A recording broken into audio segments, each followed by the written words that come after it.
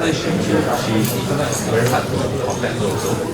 It's very hard, sometimes very hard to contact so but usually right timing she will appear. Usually based on my experience. Yeah,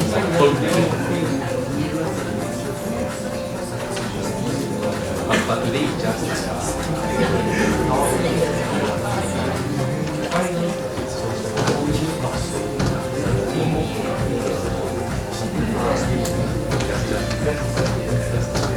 But if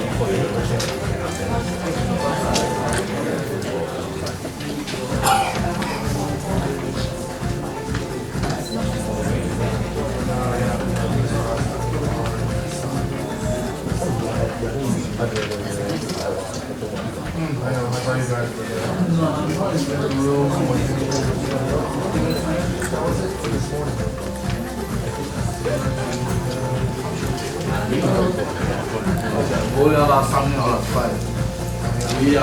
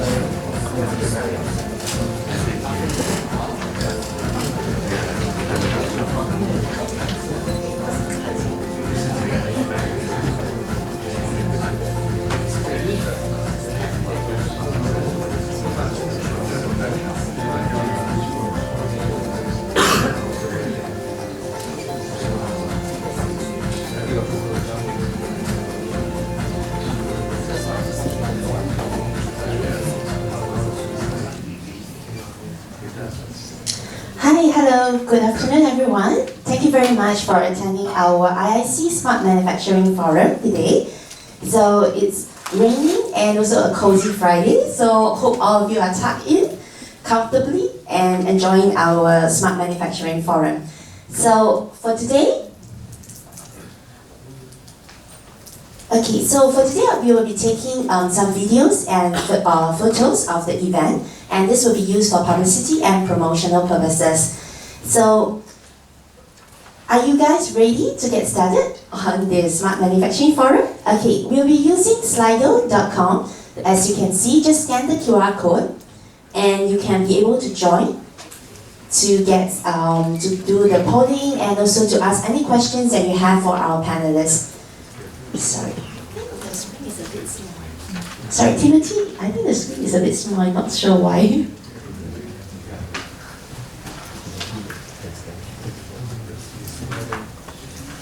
Yeah, I don't know why.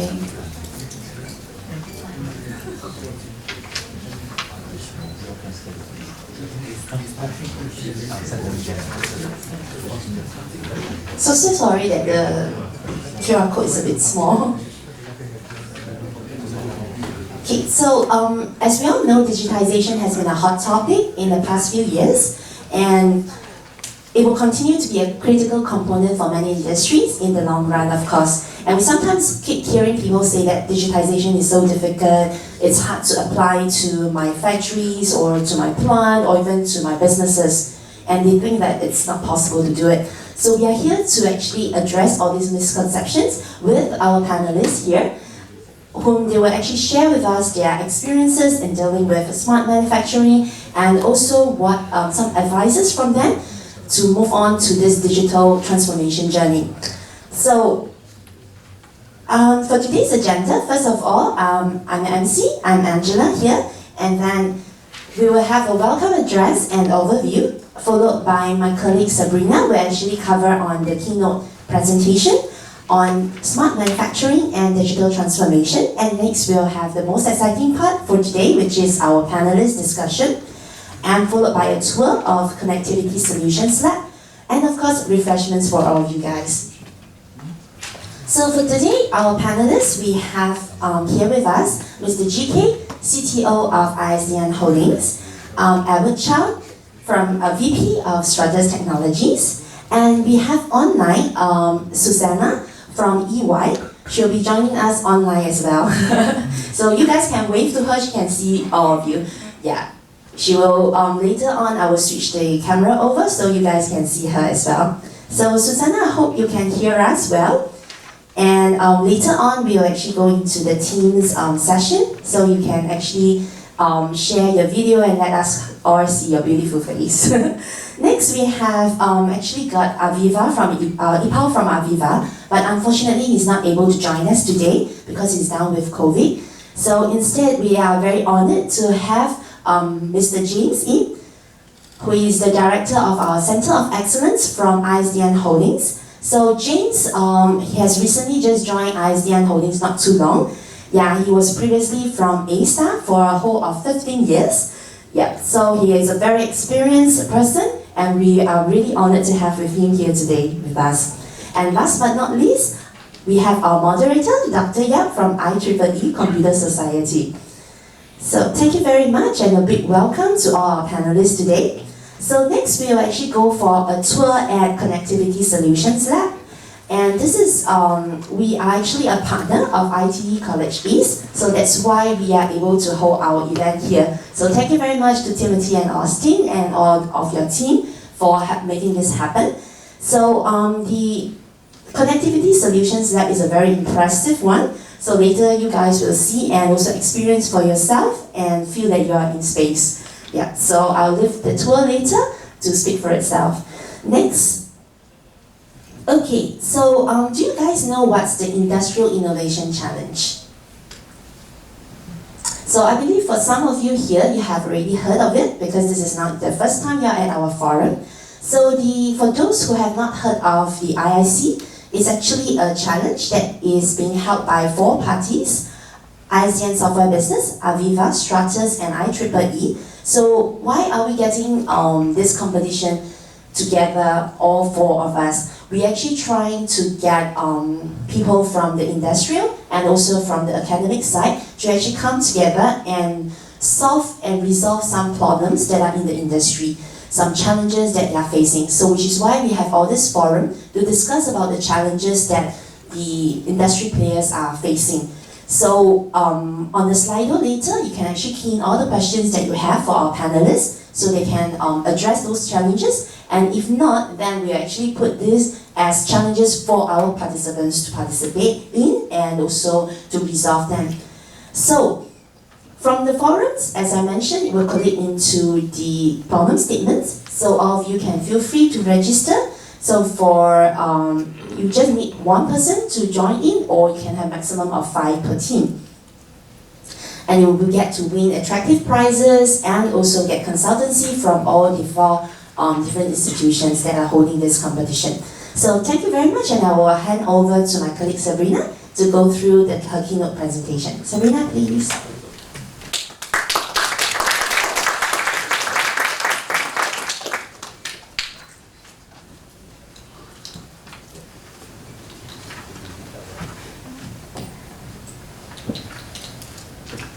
Hi, good afternoon, everyone. Yep, I'm Sabrina, and as mentioned by Angela earlier, I'm very excited to be here. First of all, it's because it's Friday afternoon, and second of all, it's my pleasure to give the keynote presentation over here.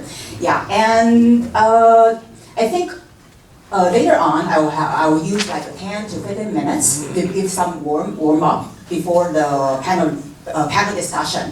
Yeah, I will cover two things later on. The first part is later on the panelists will discuss lots of technology, and what I'm going to present, one part of that is what are the technology behind that.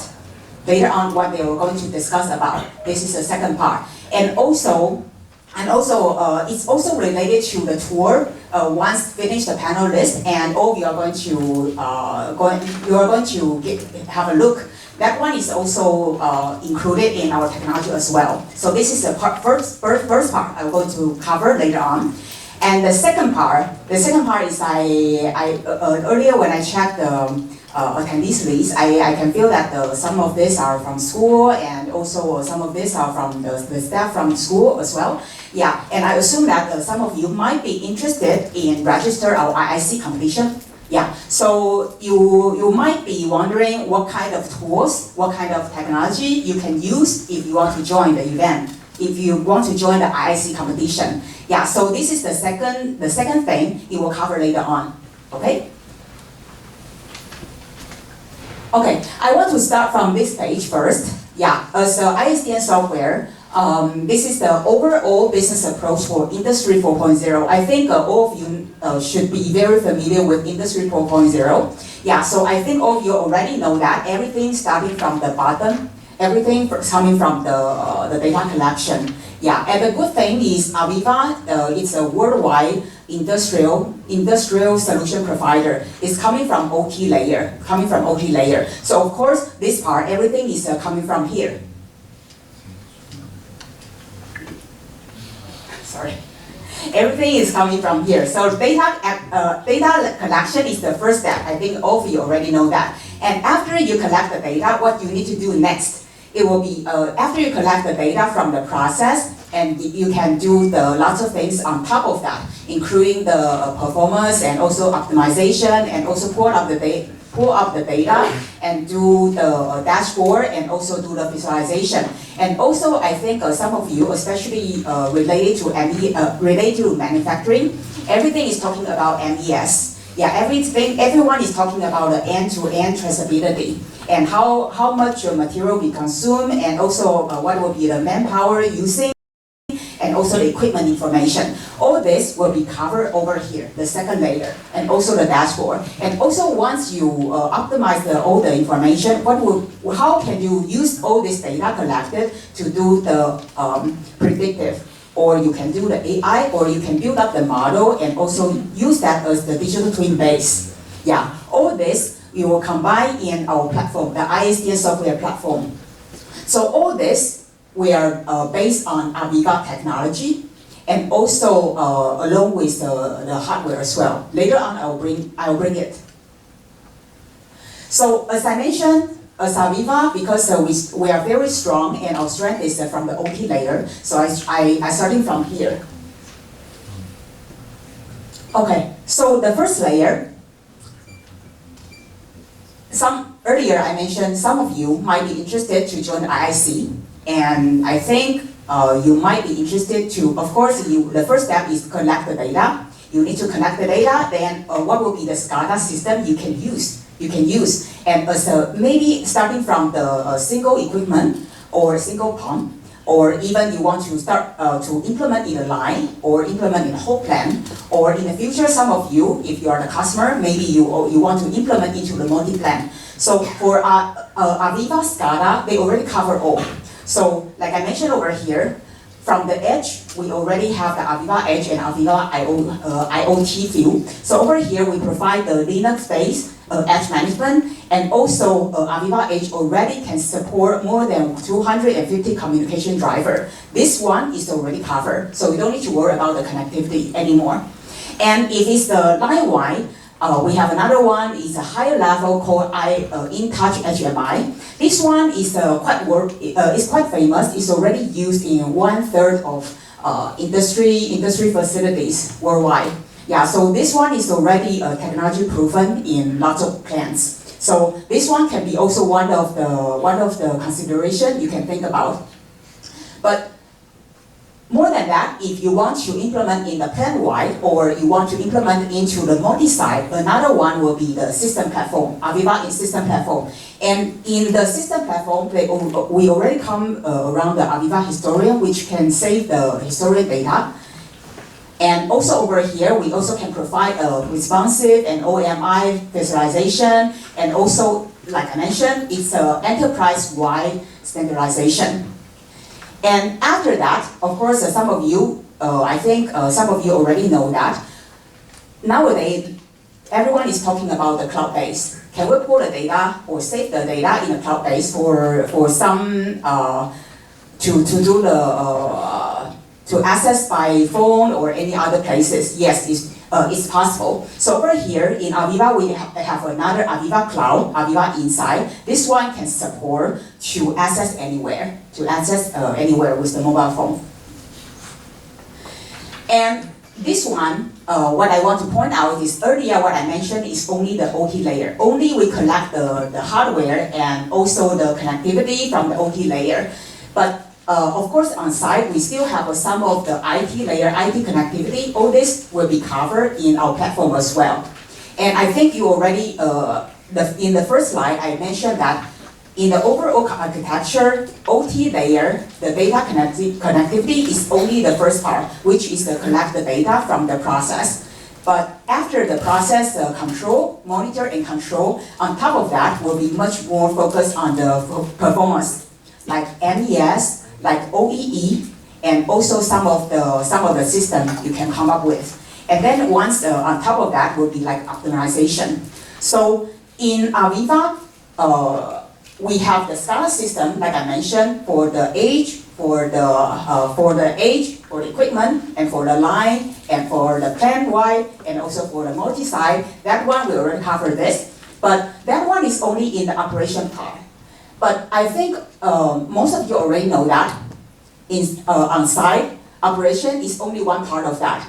What else? We still have the performance we also need to manage, like the asset management system. This one will be part of that, because once you collect the data, when you want to do the optimization, or you want to improve your performance, you need to get all the data and start doing the analytics around the asset. So this one will be in the performance part.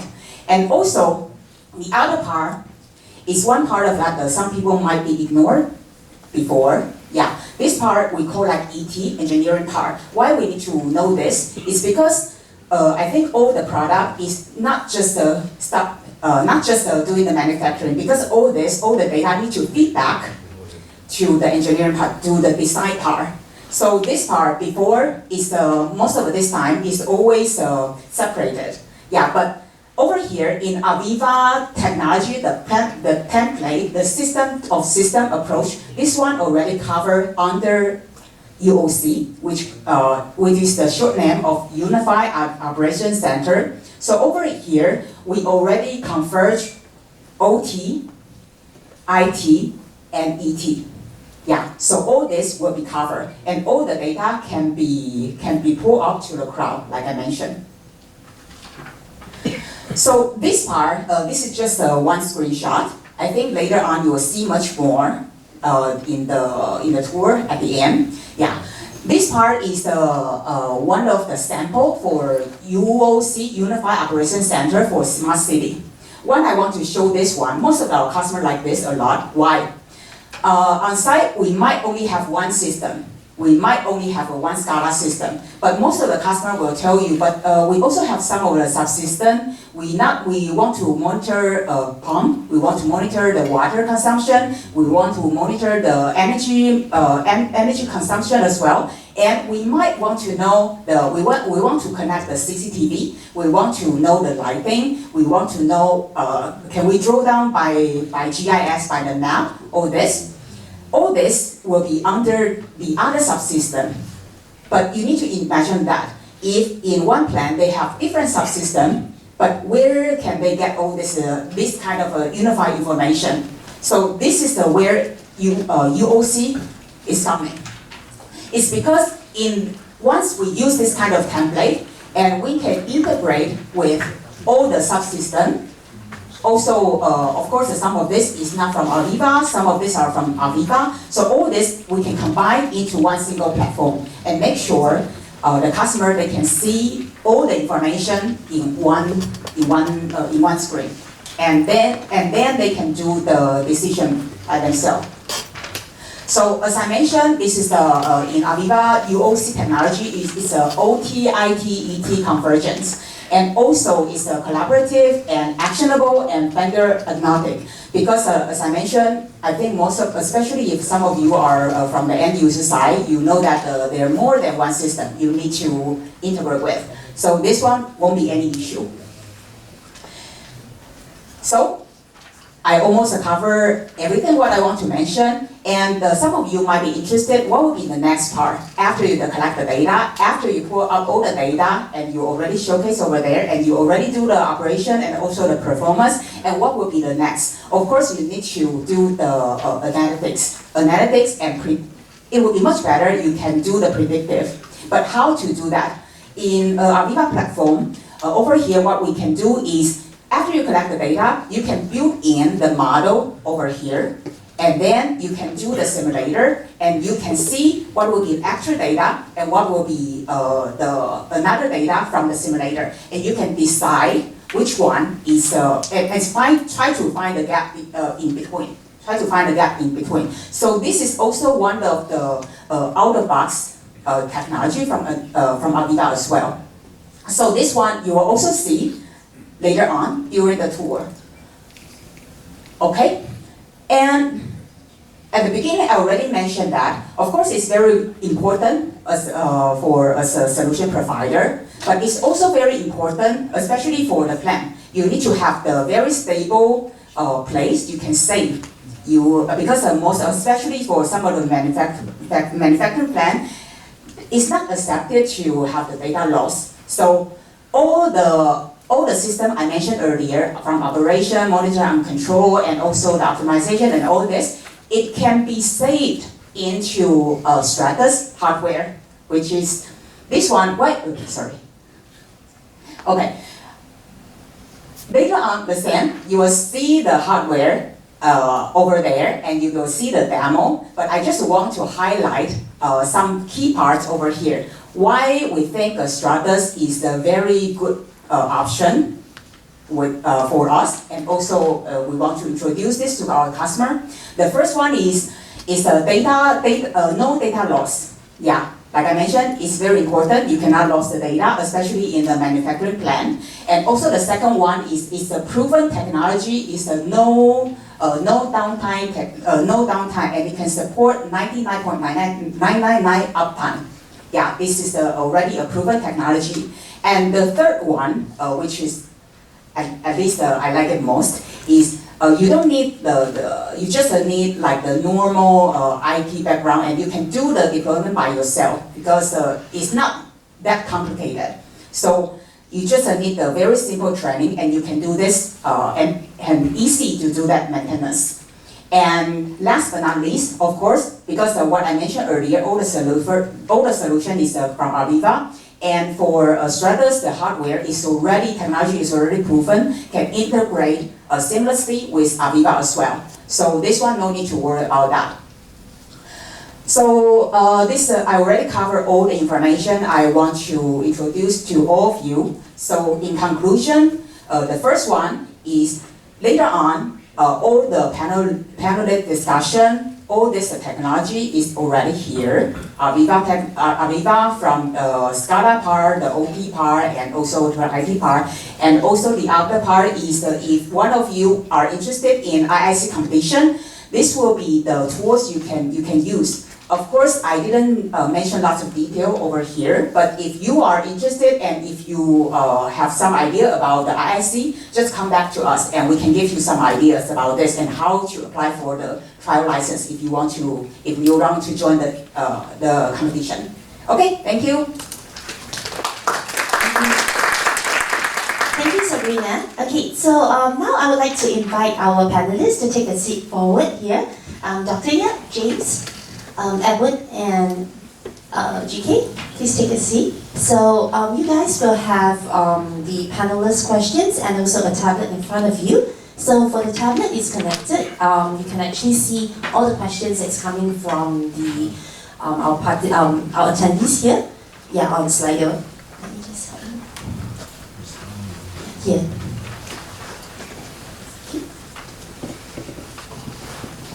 Okay, so let me just switch over to Teams right now. Hi, hello, welcome. Susanna?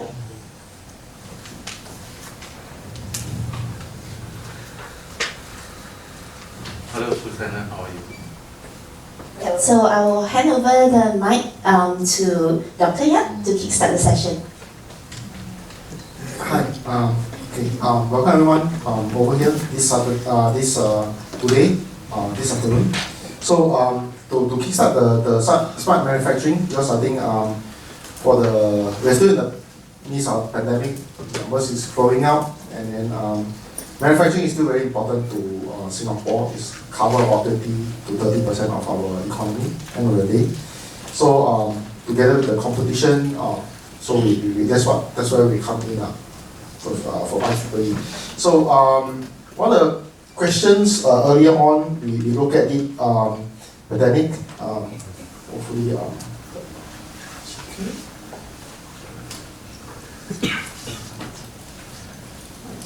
From the pandemic perspective, it has changed a lot of things that we work, whether having online, right, and whether education or manufacturing, especially manufacturing. I was just discussing with one of the panelists in terms of manufacturing. When you have a COVID, it's very difficult for workers to go to the factory to work. Probably we can start from that perspective and understand if you have a COVID, what is the solution, current solution that we can look at in terms of manufacturing? How does it help small and medium enterprise and some of the issues that possible with advanced technology and so on and so forth to help our SMEs to continue to move into the post-COVID era. Yeah, thanks, Dr. Yap. So maybe at this point, maybe we can post the questions to this EY, all right, our good friends. Okay, thanks for your support. They give us a lot of insight. Okay, EY for the past few years has been helping ISDN, all right, in this program. We call it the Skill Up program, all right. So ISDN went through a lot of challenges during the pandemic. Okay, so even those we are one of the large local enterprise, all right. So we don't really consider as an SME, but we also face a lot of challenges. Okay, because of the pandemic, what Dr. Yap was mentioning. So our staff, everyone has to work from home, and being a local company, work from home is not really a practice, right? So I mean, a lot of local companies still practice the punch card system, correct? So we did that. Actually, we did that. So punch card system. So suddenly you take away the punch card system, the employee don't know what to do without a punch card. So how do they let their supervisor know that, hey, I clock in, I work for 8 hours, so something like that. But that's just one joke aside. But the business style, everything is all changed, especially from the engineering perspective. All right. So from engineering perspective, we need to interact with the user. We need to basically work with the customer in a lot of engineering discussion, from design to engineering to testing. So suddenly all these things has to put to a stop, and we do not know what to do. All right. So that's the reason why we, be involved with, the EY came in to really look into our operations, advise some of scaling some of the transformations. So I would like to pose that question to Susanna. So maybe Susanna, you can really share how this local company, the businesses that you see, okay, in what are the challenges, all right, especially after the pandemic, post-pandemic. So what kind of business transformations you think are important for them, all right? By the way, Susanna is a partner in EY, all right? We have been working with Susanna for the past 2 years, I think, or 1 year, all right, I can't remember. So very professional team, all right? So they have done a lot to help us in our internal transformations, all right? So I would like to get her to really, do a start first. Right, Susanna? Yes. Thanks, Ashik. I hope my voice is clear enough. And my apologies, I can't be there in person. I'm actually here in Jakarta for final workshop as well. But happy to join you a bit virtually. I have to say that the question that you have handed over to me, graceful, so graceful, that's very, very fun. It's quite like a motherboard questions and it requires a multi-layer of answers to that. So I hope I can serve some justice to that. But actually, as we all recognize, right, during the pandemic, things have changed drastically on how we actually conduct a business, our way of working, right?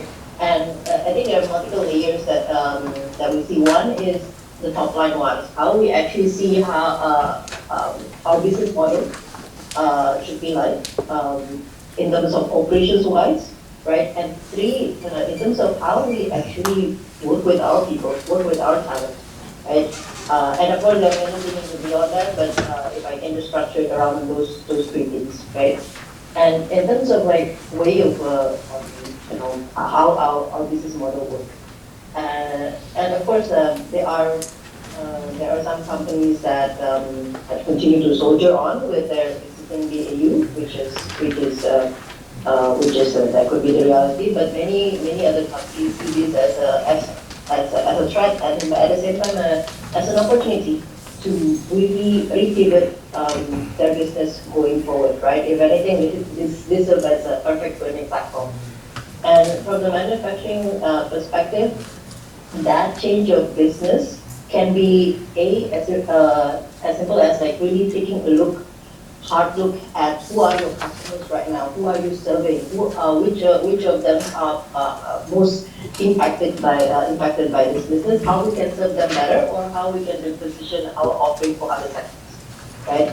Or two, really looking into what kind of like services are we offering, what kind of like products are we offering, how we can rethink about it. Like it's possibly, now that we're joining in a new era, then it's not so much about, let's say, just hypothetically, you are more focused on hardware. Then it's beyond hardware. Then how do you actually like create that software platform solutions to bring in all the different data that you can collect from this hardware and bring in insights for your client, right?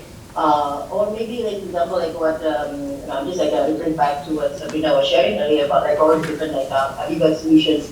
If at first you're more focused on enterprise solutions, but then you see there are some burgeoning opportunity from more like a specific plant, specific production line offering, then maybe you can look into how you can bring in more of edge solutions. But there could be many different permutations how you want to look into the existing business that you have. And some companies take it even a step further, completely different business model, right? For example, if in the past you're mainly looking into like sales of like hardware, software, purely transaction basis, then how can you change your business to more of a recurring revenue business, more of like a subscription model? And you see that different companies are coming up with their way of how they attack this. Some of them are successful, some of them are trying to test it, and it is okay. So this is a part of like this part of reality. It's part of how business evolves, right? So that's from the business side. And the second part is from the operations side, right? I think during the pandemic, we recognize how movement are very much restricted. You have shortage of like labor. You have a shortage of supply, raw material supply. Now that we have to rethink, okay, how do we actually going forward, right? Now we just have to look forward. How can we, for example, create a more resilient supply chain solutions, right, for us, and that responds into how different companies are really looking into their network, how they can be more like localize their supply, their raw material supply, how they look into digital, like for example, looking into like control towers to have a much better visibility of their supply chain. And then just one example. And some other companies look deeper into how we can help improve their operations, right? Look into some degree of like automation, and how we can actually look into not only like monitoring the operations of the equipment, but also using that to identify, to get insights into improving the performance. So those are like different ways for how companies are like really shifting in the operations wise. And I would say it's not of it, but I would say that the pandemic has really accelerated that. Right? And then the third part is how do you actually work with your talent? Because like I think even before COVID, even before anything, I think we always recognize that talent is good talent is always such a shortage. Now with the dawn of everything going through teams, even I'm joining through teams, and a lot of like I think many companies are still trying to find a balance of like how we can shift back to working in the office together. How do you split those two? It is I would say a journey, right? But then the question is for every company to determine what kind of like working culture do you wanna build. right? And look into the talent profile of the company. So we have lots of like, even in UI, we have lots of like young talents, right? Young associates, senior associates, and they come from like they come like from a different generation where they have been encouraged to have lots of independence, but at the same time to create that balance where we need to make sure that we have enough touch point to collaborate, to brainstorm, whether it's physically or virtually, and also to create that kind of like connection beyond the team's connection. And so that is what I think really has like really changed like beyond after the COVID has hit us. Yeah, thanks a lot, Susanna. Yeah, thanks. So, Susanna talked about operations, business, and the talents. All right. In terms of business, you really have to look beyond what value that you can provide, additional value that you can provide to your customer. All right. So in operations, Susanna talked about technologies, how you can embrace the technology to make your operations more excellent, all right, more productive, all right, more sustainable. So in terms of talent, that is the reason why we have the workshop host in ITE over here. This is where the pool of talents for the future. So how do we develop the pool of talents for what the industry needs? All right. So I think these are the three key points that will address the post-pandemic.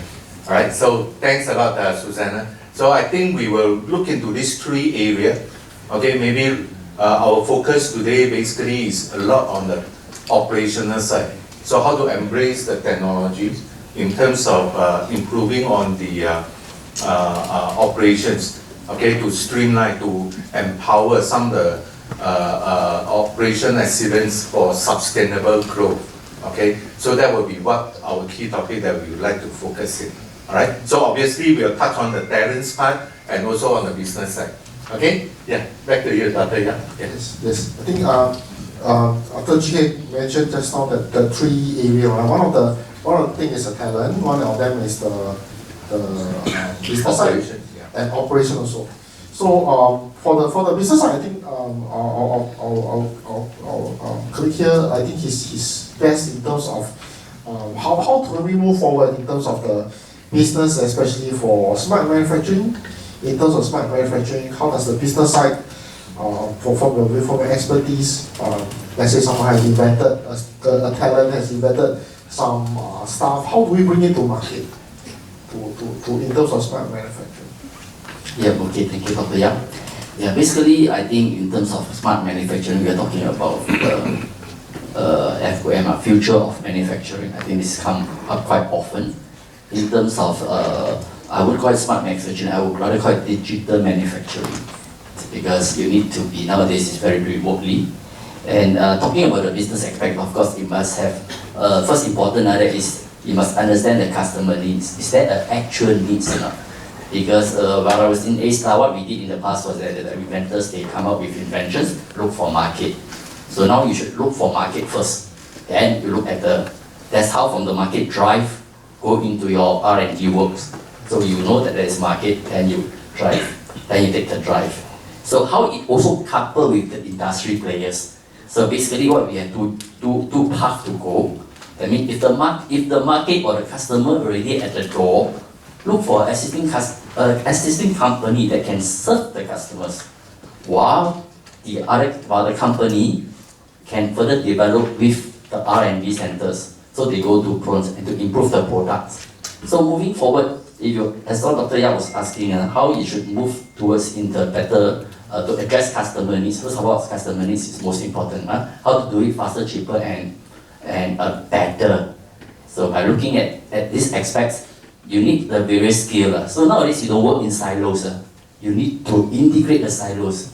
Okay, to meet customer needs. In the past, old days, you mechanical, you just stick it to there. Now, no, you need mechanical, electrical, and IT savvy. You must combine these three silos. You may not be the master of everything, okay, but you could be jack of all these things because you know how to integrate. From there, you will be able to answer customers' requests. End of the day, as far as we are concerned, we must provide, we are providing a solution to the customers. Sometimes customer comes to you, they also don't know what they want, right? They just say, I want, they are not sure. So you must be able to provide a comprehensive solutions. That's how the business will grow actually. Thank you. Thank you. That's a good insight. So I think we move back the question to probably either Swatters or GK, because I think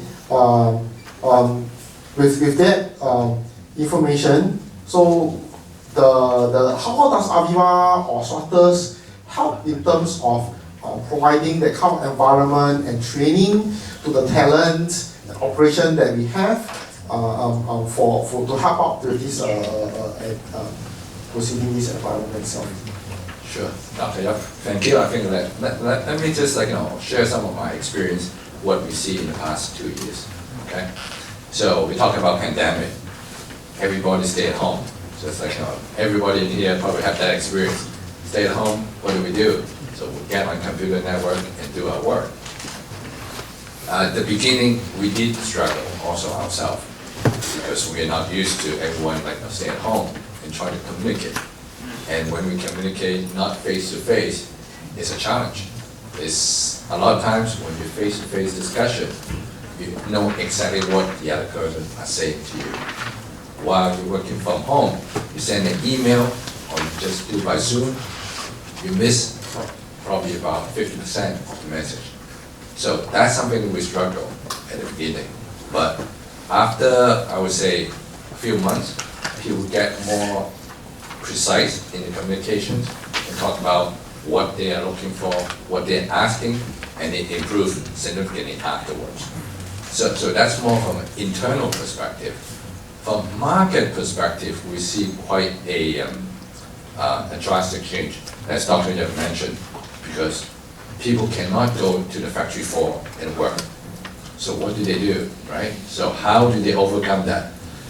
I'm sure everyone during the pandemic, while I stay at home, you do more shopping or order online. The goods still come through your door, still it's there. So it has to be manufactured, right? So it doesn't come more thin air.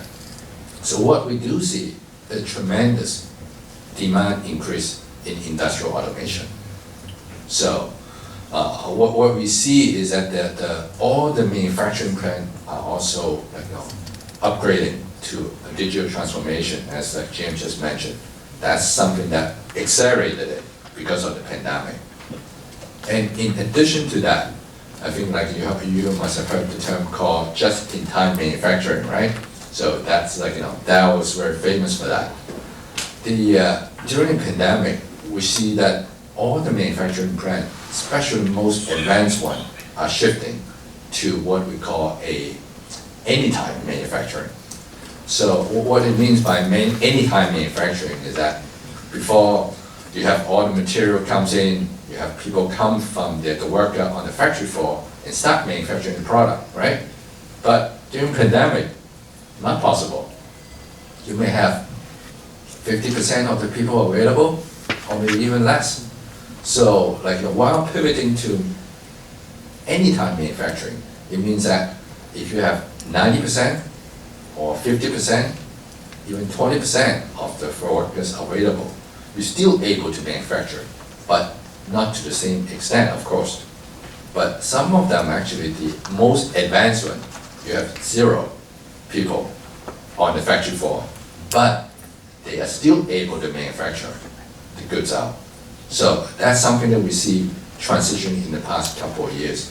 And one of the key factors that's enabled that is what I call software-defined manufacturing. So it's no longer you manufacture the same products over and over again. It's software, as GK and team just mentioned.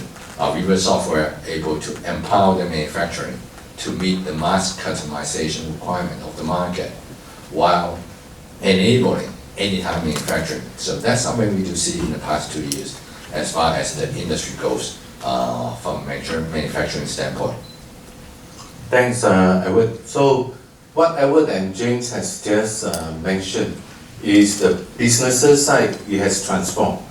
All right, it has transformed to a lot more digital way of conducting the business. All right, so in this way, like ever talk about anytime or manufacturing, okay, not just in time, all right. So James talked about, you know, nowadays the customers are looking for more innovative ideas, all right. There's no lack of solutions, all right. If you are entrepreneur, there's no lack of solutions that you can basically go out there, set up your, you know, try to solve it for your customer and set up a company to provide this kind of solutions. So that is what the state of business is today. So from the talents development side, all right, from the perspective of like institute like ITE or Republic Poly or all the polytechnics or even the universities. So the idea also had to change. Now you no longer just learn a skill, all right? You no longer just learn a skill, you learn the knowledge, all right? You learn beyond the skill, you learn how to apply your knowledge, how to apply your skill smartly, okay? And how to use that as a foundation for you to go out to the industry and continuously to improve on it. That is what we are seeing, the talents that we need in today's digital economy, all right? Seriously, in the past, when my day, all right, when I came out from universities, all right, my knowledge, I still can apply it for 5 to 10 years. But now, when you graduate with the knowledge that you have, when you came out to the industry, after 1 or 2 years, you'll find yourself is already outdated. You need to go back and recharge yourself, relearn, upskill, you know, all these things. All right, so that is the challenge that posed to a lot of working professionals, especially you are in the industry. Even today, all right, I'm over 60. Seriously, I'm over 60, old man, all right. So, but I'm still learning. I'm still learning IoT. I'm still learning the Python, all right. So I'm still writing all the code, all right. So if not, this morning I just had a workshop with a customer. All the questions that are asked by the customer, you know. So if we are not able to provide that, answer that, so what do you think that why the customer would like to work with you? Okay, so the environment is all changed. It's becoming a digital economy, knowledge-based digital economy. Okay, so yeah, so basically these are the change in the post-pandemic time that we see. So I see your questions. Can you share more? All right. Oh, okay, I know, thanks. So you see, if there's a question, can you share more on the innovative challenge? So why ISDN is hosting this industry innovation challenge is exactly we are trying to do our part contributions, all right, to promote this concept of digital economy, knowledge-based digital economy, all right, to make sure all the working adults, including the students from higher learning institution, including ITE, all right, that give you a challenge, all right, and use the skill, the knowledge which you learn, okay, apply it into all this challenge. Okay, for the students, this is to prepare you before you graduate, go out to the world. Give you an opportunity to understand, all right, to hear from the industry expert, all right, what are the challenges that are up there in the field, okay, so what are some of the business challenges. So then you apply while you are still in your learning, all right, you use the help from your lecturer, your equipment, your facilities here. I can tell you, outside, they don't have all these facilities. Seriously, we don't have all these facilities. So when I look at some of the facilities, I was saying, wow, this is much better than some of the organizations out there. Really. So use the opportunities, use all these facilities, apply what you learn. So to prepare yourself before you step into the industry. So that's the reason why we organize this Industrial Innovation Challenge. Not just only for institution, academic, we also open up for working adult.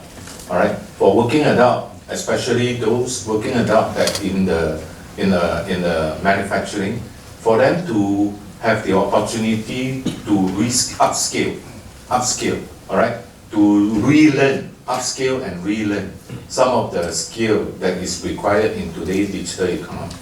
So that's the reason, that is the purpose why we want to organize this challenge.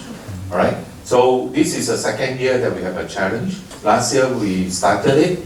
So the first prize, all right, is a very innovative idea. It's the fish farm automation feeding using cloud. So the fish farmer no longer have to go to the pond. All right, at home they can start feeding the fish. They can see how the fish environment, how is the pond environment, what is the pH value, what is the ammonia in the water, whether the fish food that is adequate enough to feed the fish. All right, so all these things, the farmer can do remote monitoring of the fish. All right, and this idea, guess who came up with the idea? It's from Temasek Polytechnic. Okay, and it's very innovative, the idea. It's all the way from the edge to the cloud. Okay, and they can see all the history, how the fish grow, how the health of the fish, the water quality, and so on and so forth. All right, so that's why we want to continue on this. All right, challenge here. Okay, yeah, thanks. Okay, thank you. Okay, so that's a very useful information. We want to move on top of that, from that perspective, because just now we mentioned quite a bit in terms of the talent side, right? There's also the operation side. There's equipment from the software from Aviva that actually help in terms of there's some you heard, right? There is in terms of manufacturing, because today's topic mainly is manufacturing. So there's a process manufacturing, there's a discrete manufacturing. And Aviva software is very good in both area, whether you're doing process means that you can break down into smaller parts.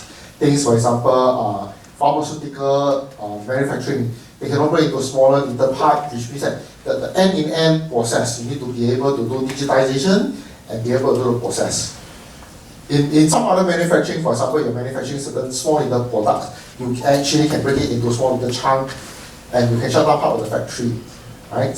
So probably on the computation end, in terms of the digitization part, and what you probably want to tell us a little bit about how starters can actually incorporate these things with your starters equipment, or how does this thing link out to this post-COVID era, that at the end of the day we can work it seamlessly with our Aviva systems and even the manufacturing execution systems just like we mentioned, and with starters hardware, how we can optimize all these things together. At the end of the day, we can use it to further up the productivity and kind of a problem statement for students to work on in terms of that.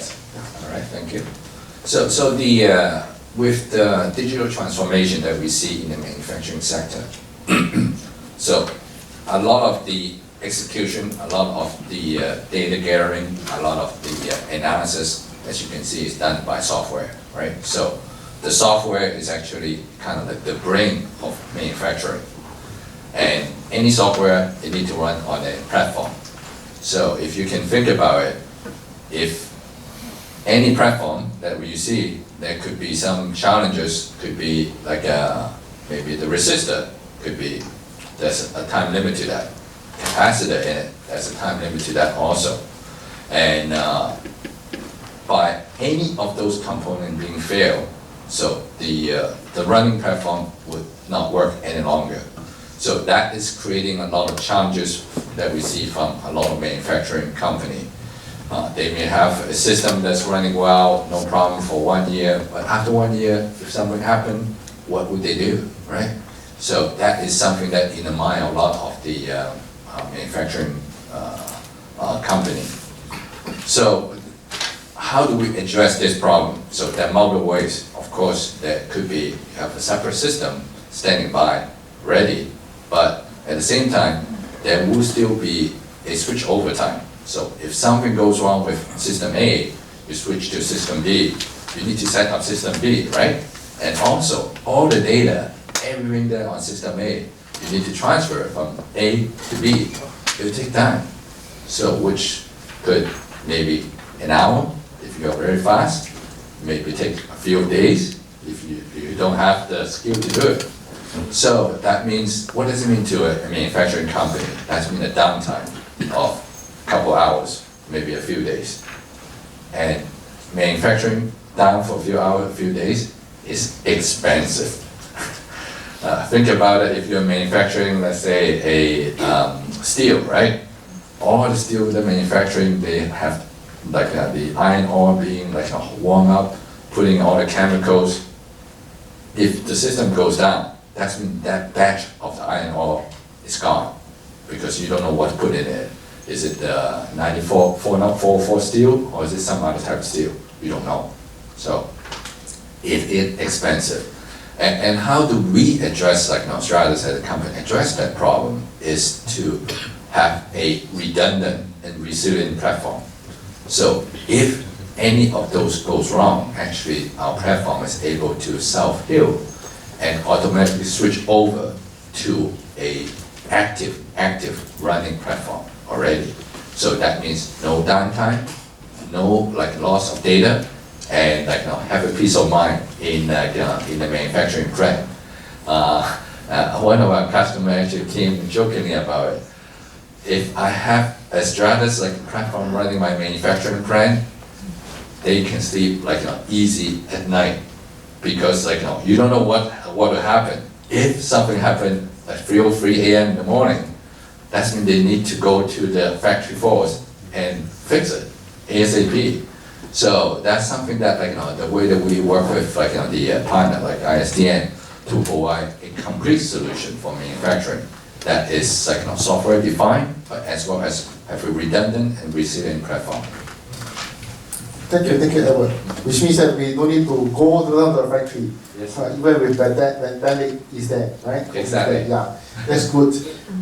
Then you also bring down to the question that we actually just now mentioned about. Probably I'll pass this question to Susanna on online, because traveling means that you're overseas, so it means that logistics, right? Logistics is part of a very important part of operation. So how does do you feel that in terms of operation in this post-pandemic era, the operation part and then the logistic part, how does company have to deal with it in terms of smart manufacturing? Because we still buy things, or we still need to use things during and it need to be manufactured. How does that link to our post COVID era? Yeah. Yeah.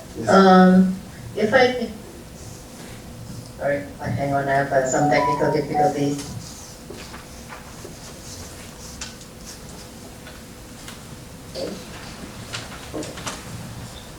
All right. Thanks for the question. If there are multiple layers to consider, and I think earlier I mentioned about how from if we see from the overall supply chain perspective, right? The supply chain is actually many different components are under the supply chain itself. Now we want like the procurement of the raw materials, because we know now there's a lot of constraints with it. There's a lot of delay in the production caused by not only about the transportation logistics, but also because of some conflict, some trade conflicts, right? There's from the supply raw material cost, but there's also production wise, and there's also like the logistic part of delivering of the goods, right? And across these multiple layers of like the supply chain, of course there are multiple digital interventions that are available, that are already being applied right now. I think one thing that I am seeing more and more being applied by many of our clients is actually making sure that it's visibility. Real-time visibility is becoming more critical, and there are some of them are looking towards, for example, having these control towers to assist in that area, right? And then the second part is they're also looking into how they can reposition their network footprint strategy, how they can actually bring in those production into more of like a localized production, But at the same time, like in order for us to address like from production point of view as well as the logistics side, I think it is still what do you call it? It is still quite a challenge on how we can make sure that all these like all these different part of like the supply chain are actually moving forward and be able to be delivered. Right? But I don't know if I'm actually answering your question there. No, I think, yeah, Susanna, I think you just brought up a very key point. So in today's context, a lot of customers, they are looking at operational management perspective. Like what Susanna talked about, control tower. It's not really automation control. Control tower is in terms of operational control. All right, how do you make sure that the plant schedule is kept into control? How do you make sure that the parts are arriving on time? How do you make sure the supply chain, all right, will not impact on your ability to promise to your customer? So that is exactly what from the operational side. In the pandemic world today, a lot of companies are looking at. In the past, a lot of times we are talking to company, all right? We are talking to the customer. Their key concern is how do I do the automation control? How do I do some part of the manufacturing control? But after the post-pandemic, what is important is no longer all this control. Yes, it is still important, but more importantly is how do I get the data out from all these operations to empower me to make a decision. Like I told you this morning, I just had a workshop with one of the customers. This is one of the customers, the biggest catering business in Singapore. They do a lot of food catering for army camp. They do a lot of food catering for airlines. One day, all right, Singapore Changi Airport, all right, all the catering, you can chunk up minimum 100 to 200. What do you call that? The lunch box. No, what do you call that? The Pantone set. Yeah, Pantone. Yeah, Pantone. 100,000 to 200,000 one day. Okay, minimum. All right. So and it is increasing because Singapore is open up with more and more people traveling to Singapore, more airlines coming to here. So how do you ensure the operations continuity? How do you ensure all the supply chains, the material coming on time? How do you ensure that your operations of equipment is operating with the uptime that you require to support that kind of operations? This is exactly what Susanna is talking about in the pandemic. The control tower, the operation, the supply chain, and all these are important in today's context. And also, to run this, like what I would say, you need a strong computing platform. Software cannot run without computer, right? So you need a computing platform. So the computing platform, the fault tolerance, the reliability of the platform, that is very important. Okay. Last week I was out in Johor Bahru, not for shopping, right? Not for shopping. I never really go Johor for shopping. I put on my hand, seriously. Last week, okay, was the first time I went to Johor in my life. All right, 60 over years, that was the first trip to Johor. So it's not for shopping, but it's to visit Johor River PUB waterwork. All right, Stratus is running there. All right, Johor River waterworks supplies 60% of water consumption in Singapore. Just imagine, if you do not have a stable computing platform, 60% of water supply may be impacted because there's no computer, no computing platform running. So that's why you need Stratus there, okay, because of the reliability. All right. So all this, I guess what I'm trying to tell you is that in today's context, all right, operation information is important to power up operation management. Information from all the manufacturing data is important to power up operation management. How do you get this data from your automation layer, from your operation layer, translate it into useful informations? All right, that is what a lot of emphasis today in the market today. All right, so a lot of customer already coming to us. Their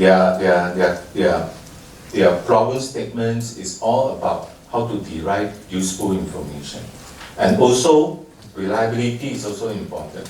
You can have all the powerful software, but without a reliable computing platform, you can't run the software. So that is what we see today. Okay. Thank you, GK.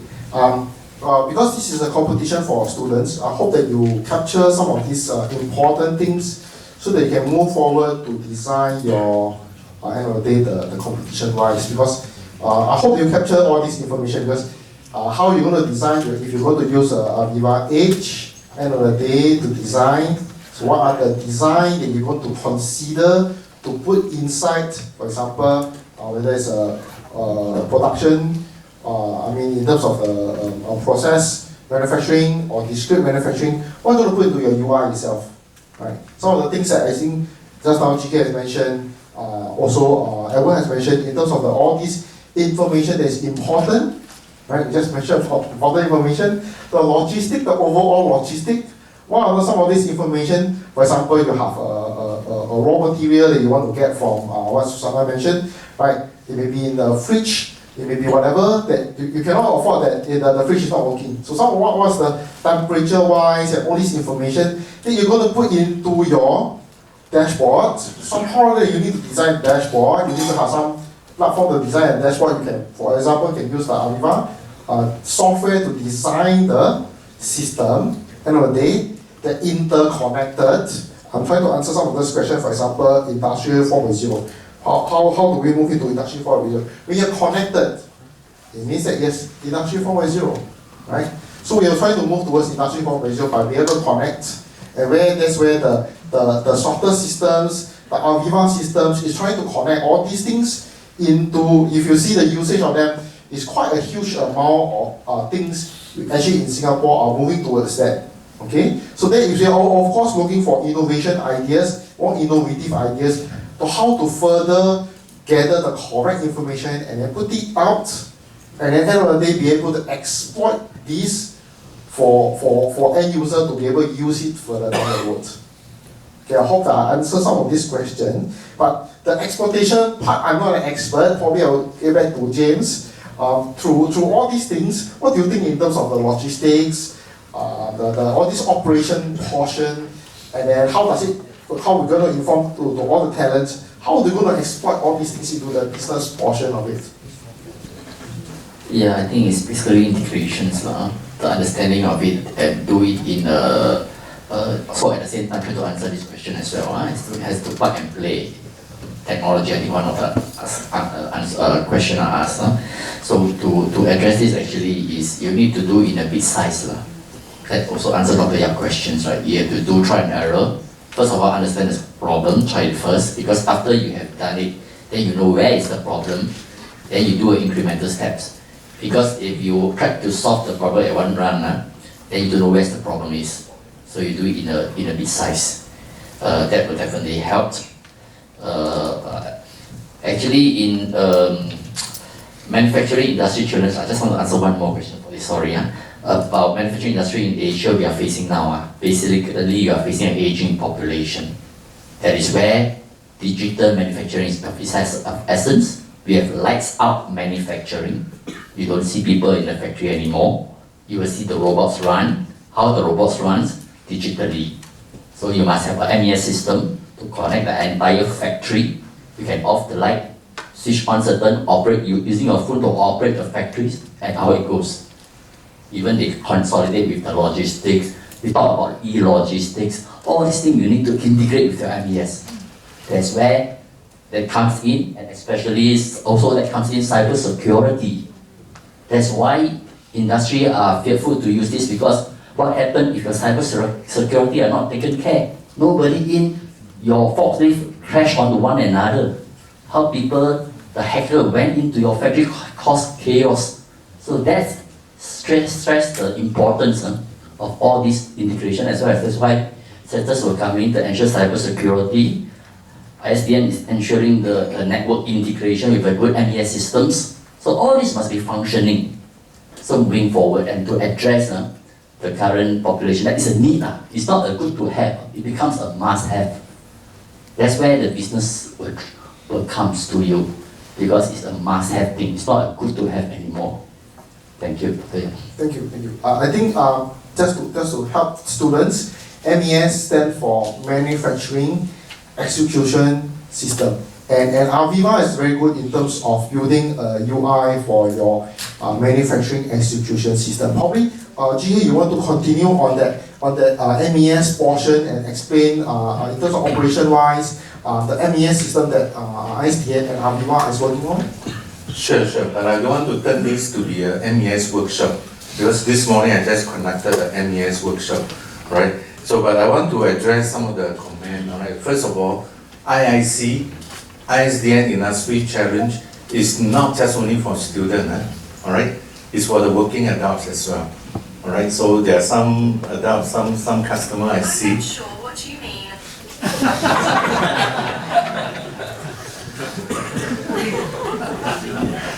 This must be a setup, right? I think my marketing hits me, that's why. So he turned on the Google and, all right, so but anyway, so just to make sure you know what I mean, all right? This IIC is not just only for education. This is also for industry, working adult, as I mentioned, all right? So especially for some of our customers, all right? Or even you may not be using ISDN product or Aviva product or Stratus product. You are most welcome to join in. You are most welcome to learn. We provide opportunities. We provide training in our online. All right, you can sign up some of the programs. So our engineer actually do some of the training to explain what is MES, how to use some of the software to do some of the production functionality. Right, so if you want to know more, talk to some of our colleagues around here, okay? Then they will be able to point you to the right link, all right, for you to sign up. Okay, I see a lot of good questions here. I just would like to address some of it. And the first question, some process just cannot plug in, cannot just plug in technology to address. I like these questions. Technology is not powerful. It's not about technology. I have to mention, just now we talked a lot about the business operations, the talents, all right? And we say technology is just an enabler, all right? Technology is just an enabler in business context, in operation context, all right? So even for the talents training, all right? Beside the training on the technology, a lot is on the mindset. Change of the mindset. Seriously, change of the mindset. In the past, you can sell the product and you can survive. In the past, you can drive, be a taxi driver. My dad is a taxi driver, okay? And we have 5 siblings, all went through university, all right? So he can support, all right, us to go through all the educations. But now, it's not that you cannot be a taxi driver, don't get me wrong. It's just that you need more skill to survive in today's context, okay? In the digital economy context. So technology, yes, it's not about everything. You cannot plug in. So how do you start? This requires significant change to the workflow. How should they start? Very good questions. You start off with workshop, forum like this. All right, you listen to how the industry experience sharing. You work with people like EY, all right? So now it's the advertisement time, huh? People like EY work with Susanna. Seriously, ISDN went to EY, like what I mentioned just now. When we're having a problem, we do not know how to scale. We do not know how to scale. We went to EY. So EY came up with a strategy phase, all right? Pointed 4 growth area for us. Where do we want to grow? How can we grow? So you have this kind of a consultancy. So if you want to go for some government subsidies type of program, A-Star, SimTech, Singapore government take care of the businesses very, very well. They even provide subsidies. Go for all these things. They even give you money, all right, to invest on your infrastructures, all right? So these are the areas where you can start. If you do not know, all right, talk to us, talk to James. He's from A-Star, all right? Talk to Dr. Yap. Dr. Yap is from Temasek Poly AMC, Advanced Manufacturing Center, all right? So if you have any problems that do not know how to solve, AMC will be able to help you, working with company like ISDN Stratus to put together solutions for you. All right, so that is where you start. All right, technology is not everything. All right, and just now James' comment, I like it very much. This is not a big bang approach. Big bang approach meaning, oh, today I want to start, I want to do everything under the sky, I want to do it. All right, that is not practical. Again, that is not practical. So you start off with point solution. You start off with point solution addressing some of your pressing priority issues. All right, what is the pressing priority issues, urgent issues? You apply some point solutions. Then you grow from there. All right, that is the advice I can give. So another question is about challenges in manufacturing industry in Asia. Just now James already mentioned it. Okay, the challenge is, all right, digital economy, how do you apply, how do you innovate in your process using a lot more robotic. Today, robotic is everywhere. Seriously, so robotic is everywhere. So how do you use the robotic for light off? Just now James talked about the concept, that is what we call light off manufacturing. You can turn off the lights, the manufacturing process still run.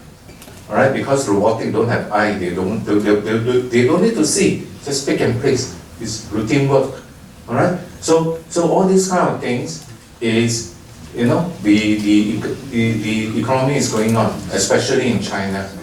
All right, even places like Thailand, Vietnam, they are picking up. They really are picking up very fast. All right, China is like way ahead. All right, but country like Vietnam, in the Southeast Asia, country like Vietnam, Thailand, they are advanced very fast too. So another question is like, explain further what is operation excellence. All right. So operation excellence is many aspects. Right, from business aspect is how do you use the less resources, less amount of cost to produce the biggest value for your business. That is operation excellence. All right. So or another perspective is how do you optimize your resources, your energy, your material to get and to produce what you need. That is also operation excellence. Another aspect is, okay, how do you train your resource so that they can adapt to any operational challenge? That is operational excellence as well. All right, so it's not about how many machines, how many software that you install. Okay, so operation excellence is about how do you run your operations in the most productive, most sustainable manner. All right. How Aviva address operation challenge? I like these questions. So we address operation challenge by understand what the customer needs. All right. So seriously, we just now James talked about you cannot basically go out there and try to sell your software to the customer without knowing what they need. All right, that will not work. You don't think that, oh, I got this fantastic idea, all right, I can, no one will ever know about it, so I make this idea, everybody will make it, all right? So this is not the right approach. No one, you will fail. If you don't connect to the industry, if you don't build your problem statement from the industry, you will fail. So same thing, how do we address the operation challenge? We connect to the industry, we talk to the customer, all right? And Aviva is a software platform, all right? So using the platform,